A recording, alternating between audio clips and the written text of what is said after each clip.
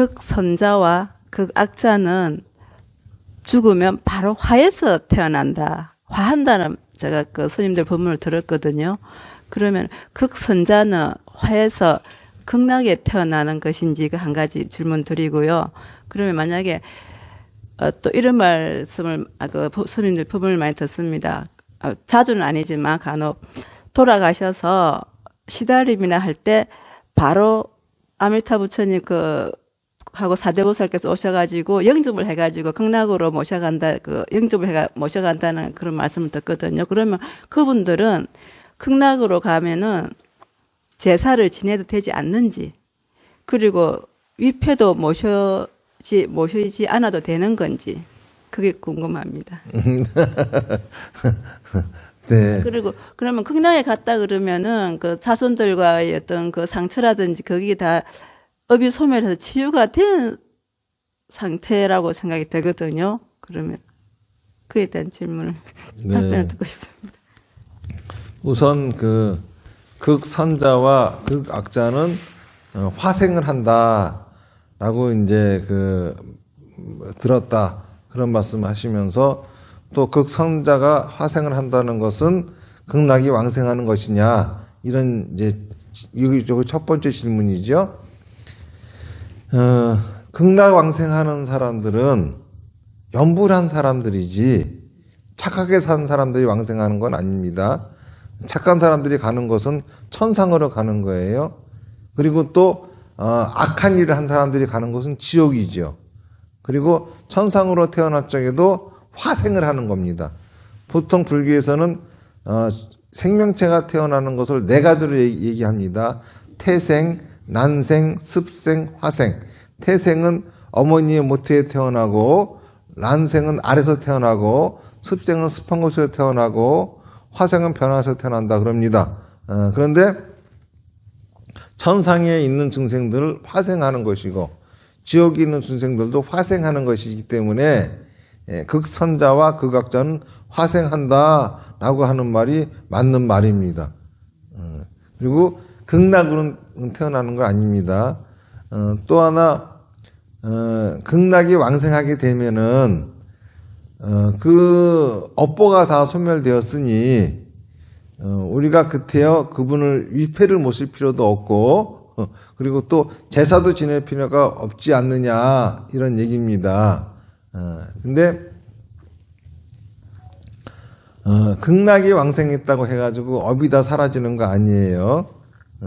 그리고 우리가 이제 극락 왕생이라고 하는 것도 임종시에 아미타 부처님과 관음세지가 영접해 와서 데려간다 이렇게 말을 하니까는 마치 연불자는 죽으면은 그와 같이 아미타불과 관음세지가 오는 걸로 그렇게 믿고 착각하는 분들이 계세요. 그런데 이걸 아셔야 됩니다. 부처님의 경전이라고 하는 것은 진리가 아니에요. 손가락과 같은 거거든요. 달을 가리키면은 달을 봐야지 손가락을 보면 못 씁니다. 그런 것처럼 부처님의 경전은 진리를 가르치는 손가락이지 그거 자체가 진리가 아닙니다. 그래서 경전에는 왜 그와 같은 내용이 써 있는지가 중요하지 진짜 그런 일이 발생하는지 아닌지 따위는 중요하지 않아요. 대표적인 것이 석가모니 부처님 탄생설화에 부처님이 태어나자마자 7발자국을 걷고 천상천하 유다덕좀 말을 했다. 또 어머니 옆구리에서 나왔다. 말도 안 되는 소리잖아요.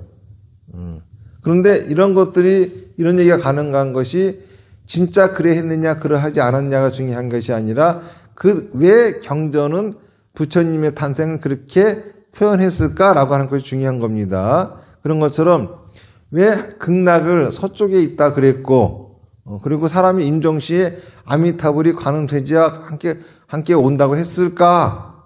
이게 도대체 무슨 뜻이냐? 이거를 헤아리는 게 제일 중요한 거죠. 극락에 태어나면서 가장 좋은 이점은 뭐냐 하면은 이제 부처가 되어지는 게 결정되어졌다는 거예요. 무슨 말인지 아시겠어요?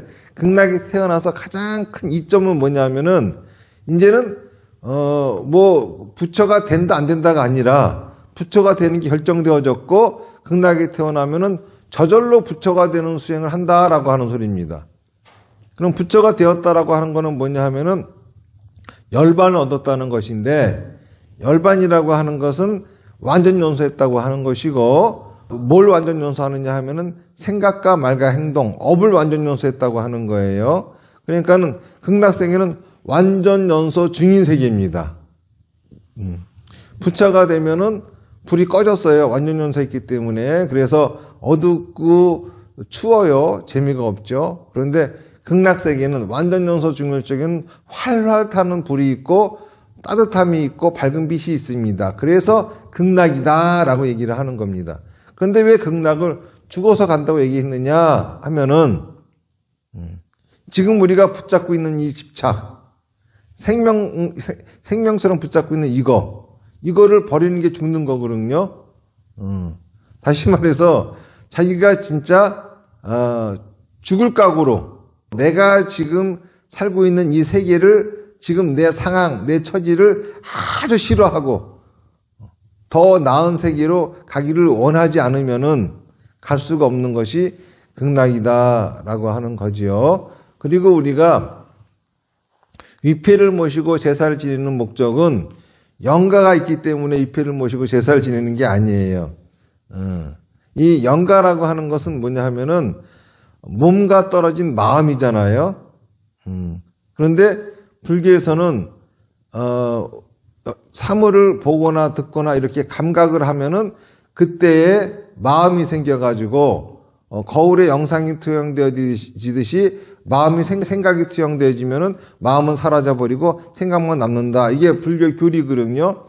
다시 말해서 몸이 없으면은 마음도 존재할 수가 없다. 이게 불교의 교리예요. 그런데 죽고 나서 몸하고 떨어진 마음이 존재한다라고 하는 것이 말이 안 되죠. 그렇기 때문에 불교에서는 윤회를 하는 게 영가가 아니에요. 왜냐하면 영가 같은 거는 없으니까는. 뭐가 윤회하느냐 하면은 업이 윤회한다는 겁니다.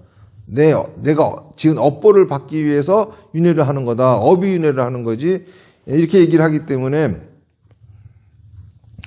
지금 이제 말씀하신 뜻을 보면은 사람이 죽은 영가가 있어서 영가가 극락에 태어나서 업도 사라지고 했으니 뭐 제사도 지내줄 필요도 없고, 그러니까 제사라고 하는 의미가 죽은 사람에게 뭔가 도와주고 먹이고 우리가 뭔가 그 사람들을 위해서 보호해주는 이런 거를 한다라고 하는 의미를 갖고 말씀하시는 건데 절대 그런 뜻이 아닙니다. 위패라고 하는 것은 뭐냐면 아까 말씀드렸다시피 살아있는 사람은 만날 수 없지만은 죽은 사람은 만날 수 있어요. 죽었기 때문에. 살아있는데서 죽은 상태로 바뀌었기 때문에. 자, 그러면은 죽은 사람을 만나려면은 죽은 사람은 모습이 안 보이죠. 그러니까는 만날 수가 없죠. 그러려면 우리가 무엇이 죽은 사람이다라고 특정 지어야 됩니다. 죽은 사람은 특정 짓기 위해서 만드는 것이 위패예요. 누가 죽은 사람이다라고 우리가 특정해야 되지 않겠습니까? 그래서 그 사람의 이름을 패에다 써서 모시는 거예요. 그러지 않으면은 이름이 허공을 떠서는 거죠. 영가를 거기다 모시는 게 아니에요. 불교 교리에 의하면 그래요. 사람이 죽자마자 바로 윤회를 해가지고 어디로 가거든요. 안 그렇습니까? 그리고 또 지장경을 보면은 재판받느라고 또 염라국에 있대. 근데 무슨 놈이 거기에 영가가 들어옵니까? 그러니까 그런 뜻이 없는, 그런 뜻이 아닙니다. 그 지장경의 뜻도, 돌아가신 분을 위해서 우리가 공덕을 지을 수 있는, 공덕을 짓게 하려고 하는 의도로 만들어진 것 뿐이지, 그 내용 자체가.